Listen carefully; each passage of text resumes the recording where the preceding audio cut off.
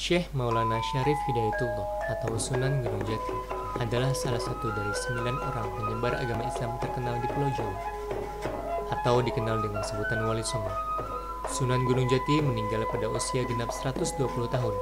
Beliau dimakamkan di Desa Astana, Kecamatan Gunung Jati, Kabupaten Cirebon.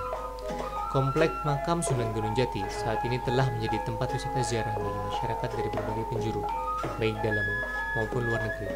Para pengunjung yang datang memiliki berbagai niat dan keinginan. Makam Sunan Gunung Jati berada di puncak Gunung Lembung. Untuk mencapainya, kita harus melewati 9 pintu.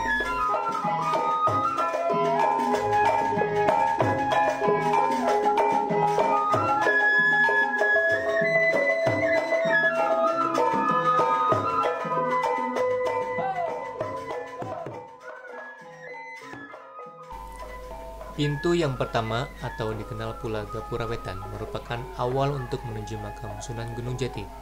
Setelah memasuki pintu pertama, kita akan menemukan para pengunjung yang sedang mandi atau sekedar mengambil air wudhu di tempat sekitaran pintu pertama. Selanjutnya, pengunjung harus melewati pintu yang kedua atau dengan nama lain adalah Lawang Krapyak. Memasuki pintu kedua ini, kita akan dihadirkan tempat berkumpulnya para kemit atau penjaga makam Sunan Gunung Jati.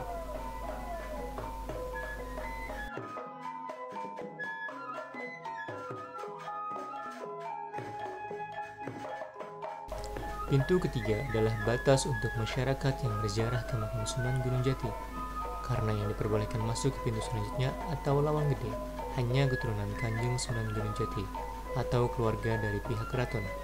Pintu ketiga ini disebut pula pintu pasujudan. Di depan Lawang Gede biasa dilakukan ritual tahlilan untuk mendoakan Sunan Gunung Jati. Para pengunjung biasanya mengambil air untuk dibawa pulang ke rumah, bahkan meminumnya di tempat. Air itu diyakini membawa berkah bagi para pengunjung.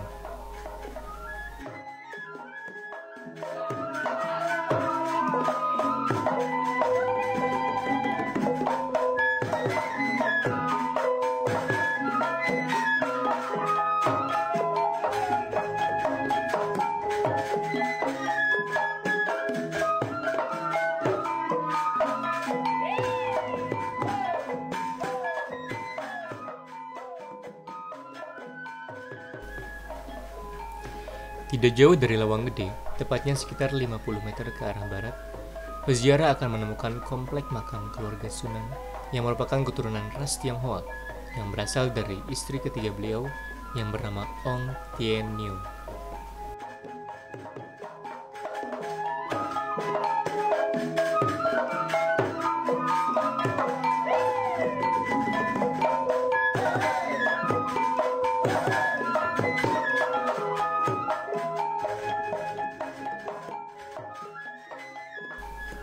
Walaupun masyarakat biasa tidak diperbolehkan memasuki Lawang Gede atau pintu ketiga dan seterusnya, namun masyarakat dapat melihat lebih dekat bangunan yang melindungi makam Sunan Gunung Jati dan memanjatkan doa di dekat makam Sunan.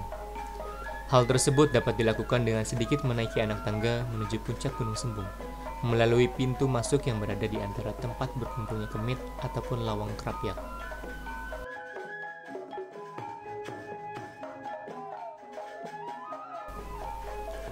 Di puncak Gunung Sembung, sekitaran makam Sunan Gunung Jati, terdapat salah satu situs yang bernama Pusar Bumi.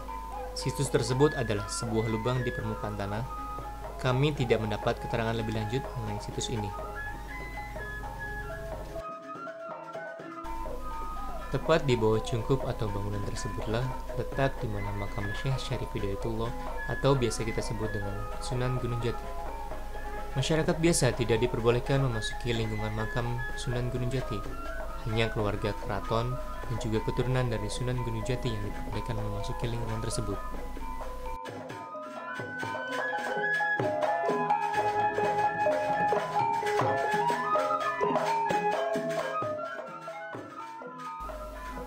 Tak jauh dari bangunan makam, terdapat masjid yang diberi nama Masjid Sang Saka Ratu atau Dok Jumeneng, yang konon dulunya digunakan oleh orang-orang yang keling yang pernah memberontak pada Sunan Gunung Jati.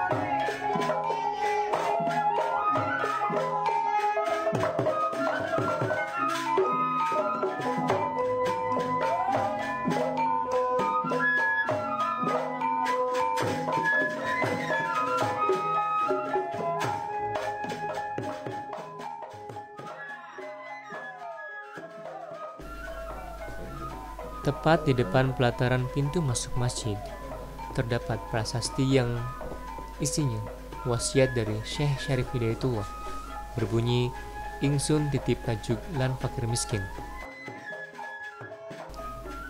Di dalam masjid, kita bisa melihat Al-Quran yang berusia ratusan tahun dan dibuat dengan tulisan tangan.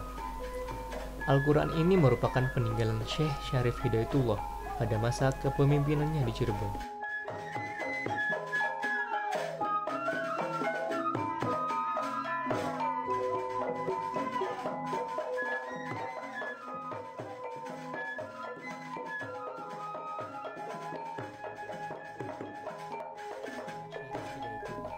Sunan Gunung Jati adalah salah satu dari 9 orang penyebar agama Islam terkenal di Pulau Jawa, atau dikenal dengan sebutan Wali Songo.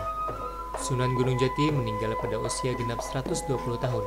Beliau dimakamkan di Desa Astana, Kecamatan Gunung Jati, Kabupaten Cirebon.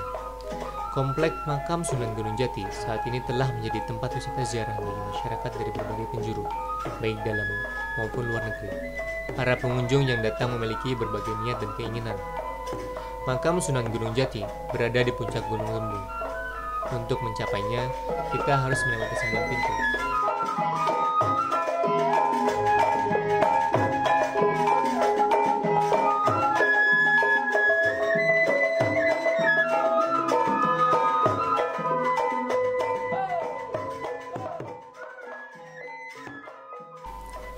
Pintu yang pertama atau dikenal pula Gapura Wetan merupakan awal untuk menuju makam Sunan Gunung Jati. Setelah memasuki pintu pertama, kita akan menemukan para pengunjung yang sedang mandi atau sekedar mengambil air wudhu di tempat sekitaran pintu pertama. Selanjutnya, pengunjung harus melewati pintu yang kedua atau dengan nama lain adalah Lawang Krapyak. Memasuki pintu kedua ini, kita akan dihadirkan tempat berkumpulnya para kemit atau penjaga makam Sunan Gunung Jati.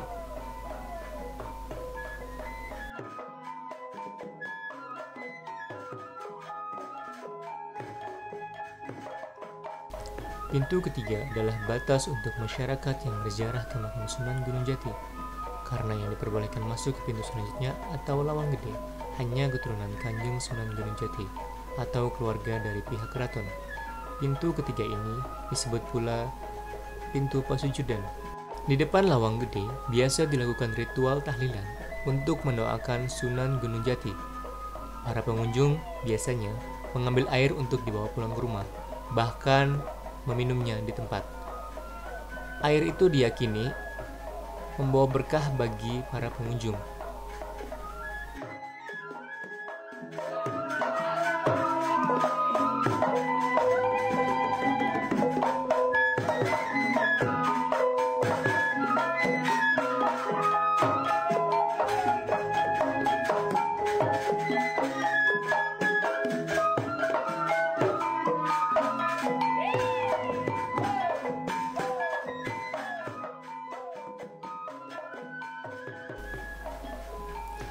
Tidak jauh dari Lawang Gede, tepatnya sekitar 50 meter ke arah barat, peziarah akan menemukan komplek makam keluarga Sunan yang merupakan keturunan ras Tionghoa yang berasal dari istri ketiga beliau yang bernama Ong Tien Niu.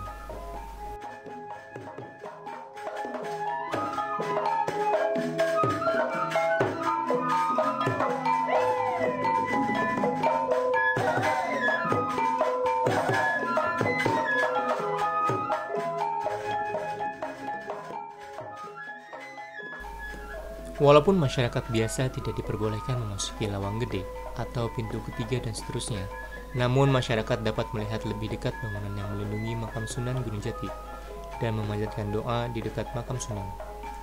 Hal tersebut dapat dilakukan dengan sedikit menaiki anak tangga menuju puncak Gunung Sembung, melalui pintu masuk yang berada di antara tempat berkumpulnya kemit ataupun Lawang Krapyak.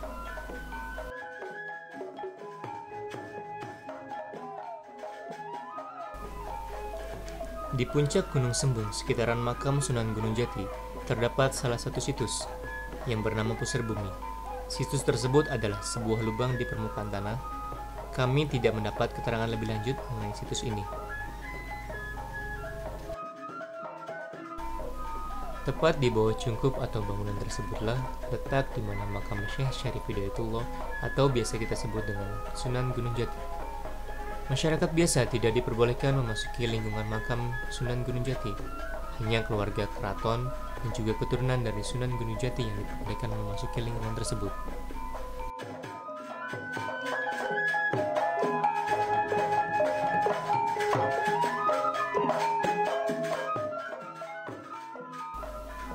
Tak jauh dari bangunan makam, terdapat masjid yang diberi nama Masjid Sang Saka Ratu atau Dok Jumeneng, yang konon dulunya digunakan oleh orang-orang yang keling yang pernah memberontak pada Sunan Gunung Jati.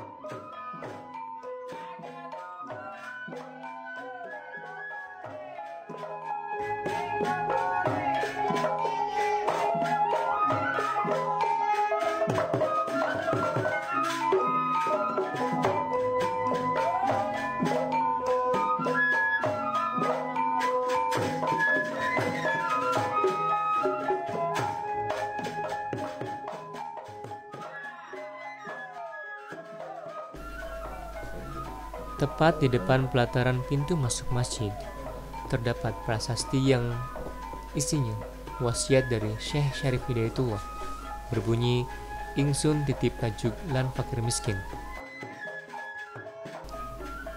Di dalam masjid, kita bisa melihat Al-Quran yang berusia ratusan tahun dan dibuat dengan tulisan tangan. Al-Quran ini merupakan peninggalan Syekh Syarif Hidayatullah pada masa kepemimpinannya di Cirebon.